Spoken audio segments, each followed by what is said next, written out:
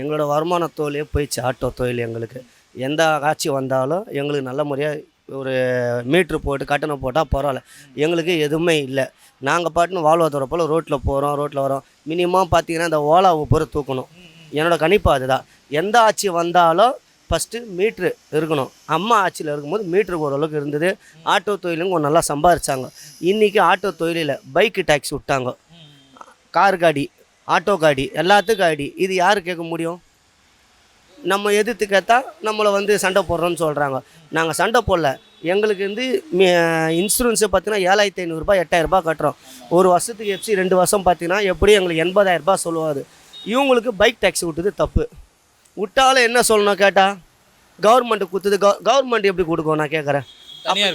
தனியார் கொண்டா நீங்கள் கவர்மெண்ட்டு கேட்கணும்ல. எங்களை அது கேட்க மாட்டீங்க. ஆட்டோக்காரங்க இவ்வளோ கேட்குறான் அவ்வளோ கேட்குறான்னு சொல்கிறீங்க. ஆட்டோக்காரன் அப்படின்னா கேட்குறான்னு சொல்லுங்கள். ஒரு நாள் ஆட்டோவில் யாருன்னா உட்காந்து பார்க்க சொல்லுங்கள்.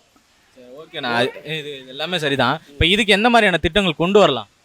இதுக்கு என்ன திட்டம் வரும்னா எப்படி சொல்றதுன்னா நம்ம கவர்மெண்ட்டு தான் எதனா பேசணும்.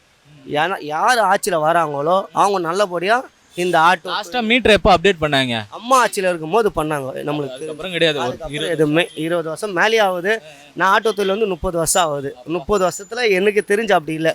ஏதோ ராபிட்டோ ஓட்டுறாங்க, ஓலா ஓட்டுறாங்க, அதை வச்சுருந்தா இப்போ காலம் ஓடுத்த வர நார்மலாக ஓட்டுதில்லை யாருமே. கேட்டால் ஆட்டோக்காரன் இவ்வளோ கேட்குறான்பா அவ்வளோ கேட்குறான்னு சொல்கிறீங்க. எங்களுக்கு கேஸ் விலை எவ்வளோ இருக்குது? ஃபஸ்ட்டு 40 ரூபா இருந்தது, 50 ரூபா ஆயிடுச்சு. இன்னொரு கேஸ் எவ்வளோ? 77 ரூபா.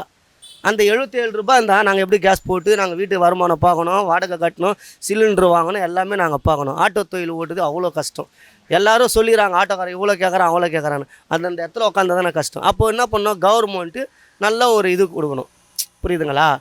இது போல் ஆட்டோக்காரங்களும் எல்லாம் எந்த ஒரு ஹோட்டலும் சரி எந்த இது இருந்தாலும் கவர்மெண்ட்டு நல்லபடியாக வரணும்.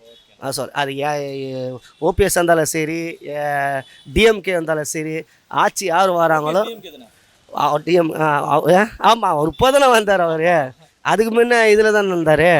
அதான் சொல்கிறேன், யார் 2 பேர் வந்தாலும் கவர்மெண்ட்டுக்கு நல்லா இது செய்யணும் பப்ளிக்கு. அதுதான் எங்களுக்கு தேவை.